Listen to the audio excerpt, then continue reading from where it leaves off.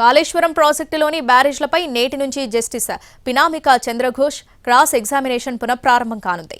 ఈ నెల 24 వరకు హైదరాబాద్లో ఉండి విచారణ చేపట్టనుంది కమిషన్. మరోసారి ఈఎన్సీలు, మాజీ ఐఏఎస్లు, ప్రస్తుత ఐఏఎస్లను విచారించి ప్రభుత్వానికి నివేదిక సమర్పించాలని భావిస్తున్నట్లు సమాచారం. కాళేశ్వరం ప్రాజెక్టులోని అవినీతికి సంబంధించి విచారణ జరుపుతున్న జస్టిస్ పినామికా చంద్రఘోష్ కమిషన్ ఇవాల్టి నుంచి అధికారుల్ని క్రాస్ ఎగ్జామినేషన్ చేయనుంది. ఇప్పటికే ప్రాజెక్టుల్లో పనిచేసిన ఇంజనీర్లను విచారించిన కమిషన్ 1-2 రోజుల పాటు మాజీ ఐపీఎస్లు, ప్రస్తుత ఐఏఎస్లను విచారించనుంది.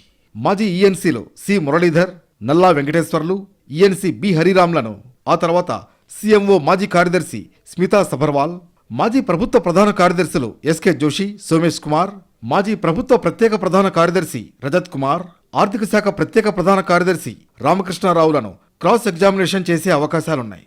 జనవరిలో మాజీ సీఎం కేసీఆర్, మాజీ నీటిపారుదల మంత్రి హరీష్ రావులను కమిషన్ క్రాస్ ఎగ్జామినేషన్ కు పిలవనుంది.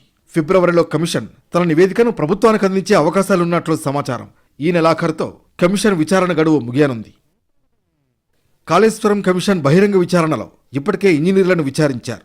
3 రోజుల పాటు రోజుకు 18 మంది ఇంజనీర్ల చొప్పున 52 మందిని విచారించి మొత్తంగా 2 నెలల్లో 90 మంది స్టేట్మెంట్ రికార్డు చేసింది కమిషన్. ఇంజనీర్ల బహిరంగ విచారణలో కీలక వ్యాఖ్యలు చేశారు Kaleshwaram commission chief justice Chandra Ghose. Commission ముందు హాజరైన పలువురు ఇంజనీర్లు కమిషన్ అడిగే ప్రశ్నలకు దాటవేసే సమాధానాలు చెప్పే ప్రయత్నం చేశారు. దీనిపై స్పందించిన కమిషన్ చీఫ్ నిజాలు దాచినా, నిజాలను బైపాస్ చేసినా మేం బయటకు తీస్తామన్నారు. అఫిడవిట్లో చెప్పినా చేర్చిన అంశాలు ఏమాత్రం ఫీల్డ్లో కనిపించడం లేదన్నారు కమిషన్ చైర్మన్.